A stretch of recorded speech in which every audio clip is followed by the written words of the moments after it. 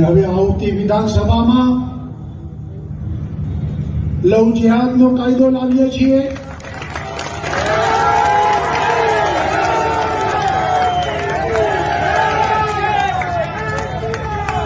કડક કાયદા બનાવીએ છીએ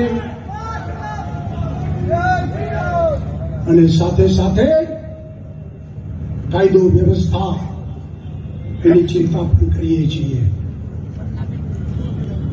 ભાઈઓ બહેનો, વિકાસની પ્રાથમિક શરત એ નવી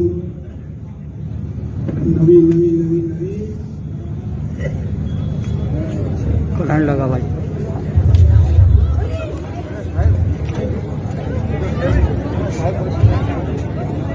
ये कुछ अजीब बात नहीं है कि अगर हिंदू लड़की मुसलमान लड़के के साथ भाग जाए तो लव जिहाद, और अगर किसी मुस्लिम लड़की से हिंदू लड़का शादी कर ले तो जिंदाबाद कहते हैं। ये डबल स्टैंडर्ड क्या है? अगर कोई हिंदू है और वो आतंकवादी है, वो मारता है मासूम लोगों को, उसके बारे में भी यही कहेंगे आप? हिंदू पहले आतंकवादी नहीं हो सकता। ये क्या बात हुई? इस देश के अंदर एक भी दंगा हिंदुओं की ओर से नहीं हुआ है। सवाल है कि हम देख रहे हैं मुसलमान ही आतंकवादी है। ये झगड़ा फसाद, मुसलमान फंडामेंटलिस्ट है, मुसलमान टेररिस्ट है, आतंकवादी है। जब हम कुरान पढ़ते हैं तो हमें इसका इज़हार होता है, लेकिन ये है क्यों गलतफहमी, जिस तरीके से मीडिया गलतफहमियां फैलाती है, हम उसको इग्नोरेंस में, अनजानी में मान लेते हैं। टेररिस्ट के मानी क्या है? मैं कहता हूं हर मुसलमान टेररिस्ट होना चाहिए, आतंकवादी होना चाहिए। आतंकवादी की मानी क्या है तो समझ लो। टेररिस्ट उसे कहते हैं जो इंसान दूसरे इंसान के दिल में टेरर पैदा करता है। अगर कोई चोर पुलिस को देख रहा है तो उसके दिल में टेरर आता है, खौफ आता है। उस चोर के लिए पुलिस टेररिस्ट है। इस तरीके से हर मुसलमान, कोई भी एंटी सोशल एलिमेंट मुसलमान को देखता है, उसके दिल में खौफ आना ही चाहिए। अगर कोई चोर मुसलमान को देखता है, कोई बलात्कार करने वाला मुसलमान को देखता है, कोई भी एंटी सोशल एलिमेंट मुसलमान को देखता है, उसके दिल में खौफ होना ही चाहिए। कुरान मजीद में अल्लाह ताला फरमाते हैं सूरह अनफाल में, सूरह नंबर 8 आयत नंबर 60 में, खौफ पैदा करो उन लोगों के दिल में जो लोग एंटी सोशल है, जो हक को इनकार करते हैं, उनके दिल में खौफ डालो। लेकिन सवाल यह है कि कई बार एक शख्स एक काम करता है, उसे 2 लक़ब दिए जाते हैं। मिसाल के तौर पे हिंदुस्तान 60-70 साल के पहले अंग्रेज हम पर हुकूमत करते थे। कई साल किया। बहुत से हमारे इस देश के हिंदुस्तानी थे जो इस देश की आजादी के लिए झगड़ा कर रहे थे। इनको अंग्रेज कहते थे आतंकवादी, टेररिस्ट। हम आम हिंदुस्तानी कहते थे देशभक्त, फ्रीडम फाइटर, पेट्रियट। वही आदमी, वही काम, 2 लक़ब, 2 टाइटल। अगर आप अंग्रेज की बात मानते हैं, अंग्रेज कहते हैं हमें इस देश पे हुकूमत करने का हक है। अगर उनको हक है तो ये लोग को हम टेररिस्ट बिल्कुल सही कहेंगे। लेकिन आम हिंदुस्तानी कहता है ये अंग्रेज तो तिजारत करने आए थे, इनको हम पे हुकूमत करने का क्या हक है? तो हम कहेंगे ये लोग हैं देशभक्त, फ्रीडम फाइटर्स, पेट्रियट्स। सेम आदमी, सेम काम, 2 लक़ब। वही आदमी, वही काम, 2 लक़ब। अगर आप अंग्रेज की बात को मानते हैं कि अंग्रेज को हक है इस देश पे हुकूमत करने का, हम मानेंगे कि वो आतंकवादी है, चाहे वो भगत सिंह हो या। लेकिन आम हिंदुस्तानी कहेंगे नहीं, ये तो देशभक्त है। तो आप किसके नजरिए से देखते हैं चीज को, फिर आप फैसला करेंगे वो आतंकवादी है कि देशभक्त। आपके हिसाब से भगत सिंह देशभक्त था क्या आतंकवादी था? सतीश भाई, देशभक्त आतंकवादी नहीं था ना? था के भगत सिंह देशभक्त था क्या आतंकवादी था? देशभक्त। हाँ, मैं भी समझता हूँ देशभक्त था। हम अंग्रेज की बात को नहीं मानते। तो जब अंग्रेज टेलीविजन पे कहते CNN BBC पे कि मुसलमान आतंकवादी, आप क्यों मानते? सवाल वो नहीं है, मेरा जो सवाल था। आता हूं, मेरा पूरा जवाब मुकम्मल नहीं हुआ। जवाब मुकम्मल होगा फिर आपको मौका दूंगा मैं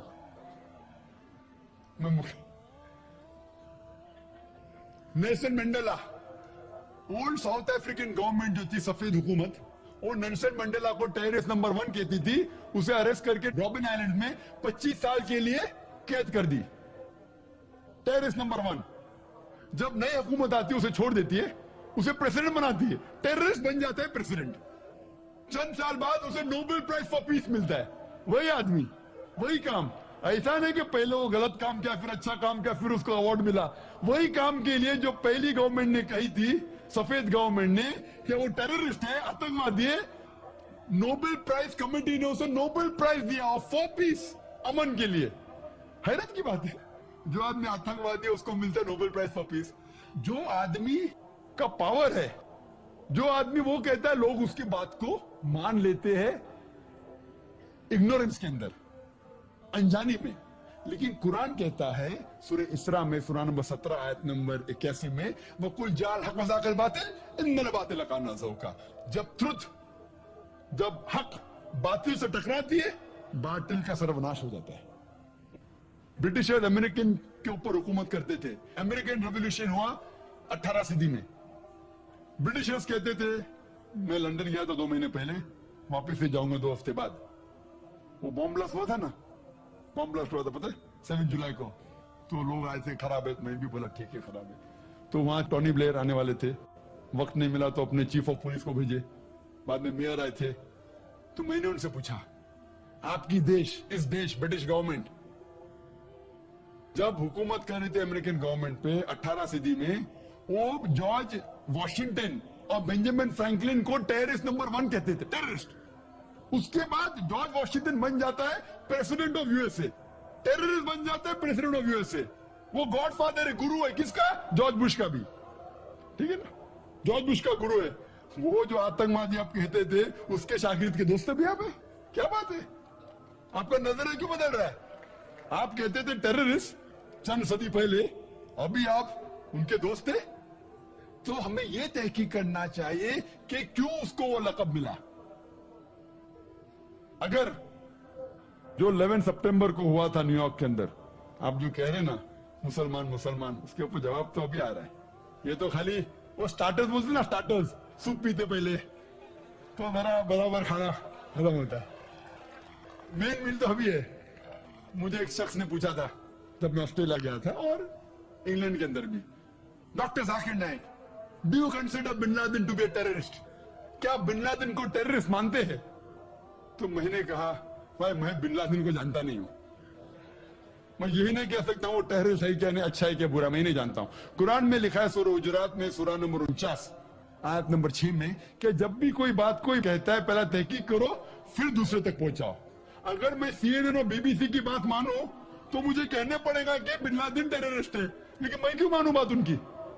क्योंकि मैं आदमी हूं जो घूमता हूं, मीडिया में जानता हूं, माशाअल्लाह। तो मैं कहता हूं ना बिन लादेन मेरा दोस्त है ना मेरा दुश्मन है, मैं नहीं जानता हूं। लेकिन अब ये मुझे पूछना चाहते टेररिस्ट नंबर 1 कौन है? तो ये तो जानता हूं मैं, CNN जो अमेरिकन चैनल है, जॉर्ज बुश उसका प्रेसिडेंट है, गर्व से कहता है कि हमने हजारों अफगानिस्तान लोग को बम गिराए, कत्ल किए, इराक में हजारों का कत्ल किया, ठीक है। मान भी लो बहस के तौर पे बिन लादेन ने किया, मान लो, मैं नहीं कहता हूं, मान लो बिन लादेन ने किया कि 11 सितंबर को ट्विन टावर को अटैक किया और 3000 या 5000 लोग मरे। लेकिन अगर 3 या 4000 लोग मरे, 5000 लोग मरे, उसका यह मतलब नहीं होता है कि आप उससे डबल लोग को अफगानिस्तान में मारे एक आदमी की वजह से। कर सकते? अरे बिन लादेन को पकड़ के मारो ना, अगर मानना है तो। अगर उसने किया, सबूत है तो सबूत पूछते अफगानिस्तान गवर्नमेंट ने मरने कि सबूत क्या है, वो सबूत देता टोनी ब्लेयर को। है सबूत पूछ रहा अफगानिस्तान कि आप मुझे सबूत दो, सबूत क्या है तो हम उस पर तहकीक करेंगे, सजा देंगे उसको। वो सबूत देते मुशर्रफ को, पूछ रहा है आपका। किधर का इंसाफ है ये? किधर का इंसाफ है? प्लेन भेजते 1000 लोग का कत्ल किए, अफगानिस्तान में, इराक में। मैंने कहा यूके में, ऑस्ट्रेलिया में, यहां भी अगर टेररिस्ट नंबर 1 है तो जॉर्ज बुश है।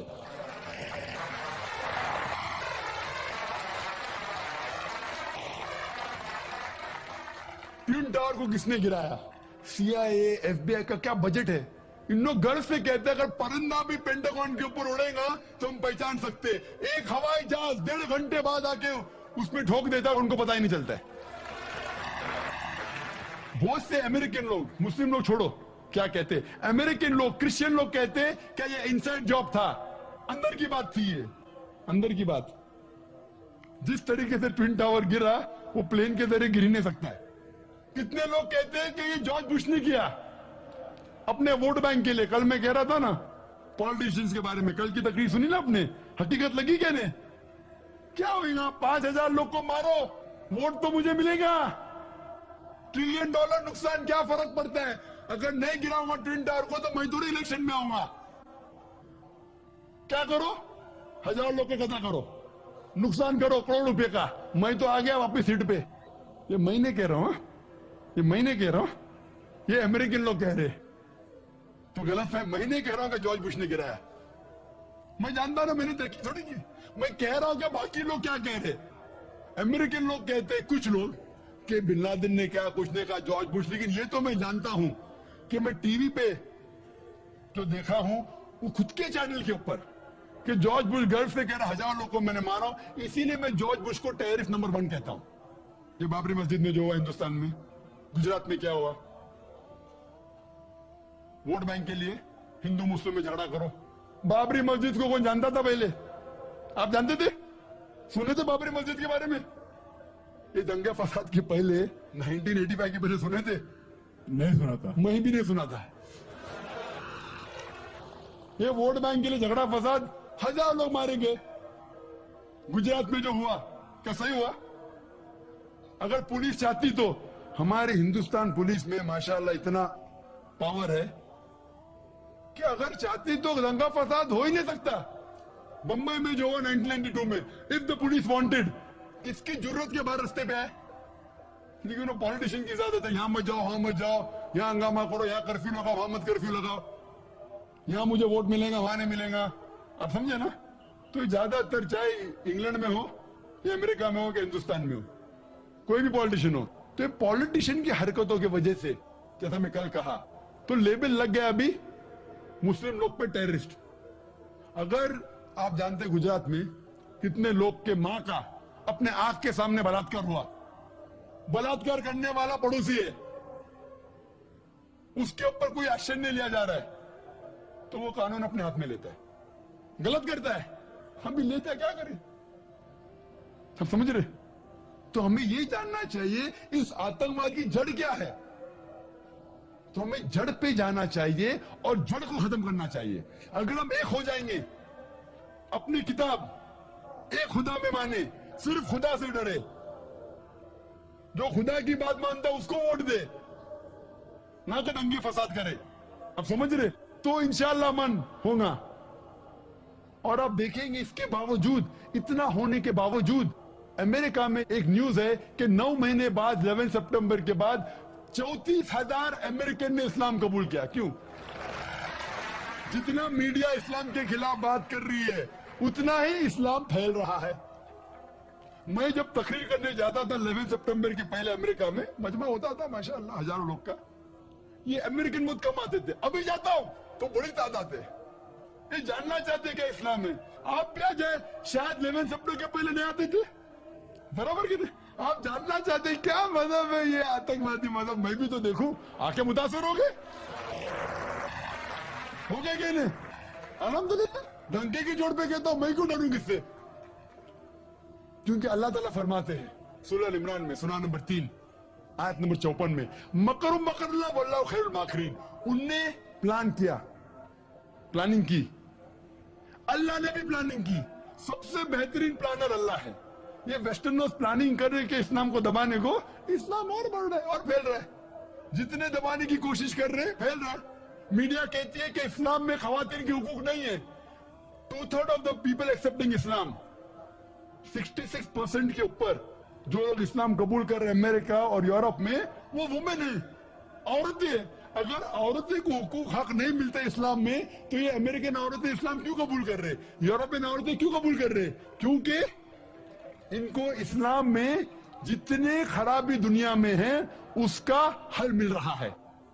युआन रेडली थी एक ब्रिटिश रिपोर्टर जो अफगानिस्तान में गई थी रिपोर्ट करने के लिए तालिबान के वक्त। जिस तरीके से सलूक किया तालिबान ने उनके साथ, मैं तालिबान का दोस्त नहीं हूं, फिर तो आप बोलेंगे तालिबान का एजेंट आ गया। मैं ना बिन लादेन को जानता हूं ना कोई तालिबान को जानता हूं, हक की बात कहता हूं, डरता नहीं हूं। अगर ब्रिटिशर्स ने कहा कि भगत सिंह टेररिस्ट है, मैं उनके खिलाफ हूं, डरता नहीं हूं। तो युआन रेडली ने इस्लाम कबूल किया, बाद में गई थी खिलाफ लिखने के लिए, मुतासिर हो गई, मुस्लिम बन गई। तो इसीलिए हमें हक की तहकीक करना चाहिए और हमें जो लोग हक के खिलाफ है उनके साथ जंग करना चाहिए, तभी इस दुनिया में अमन होगा।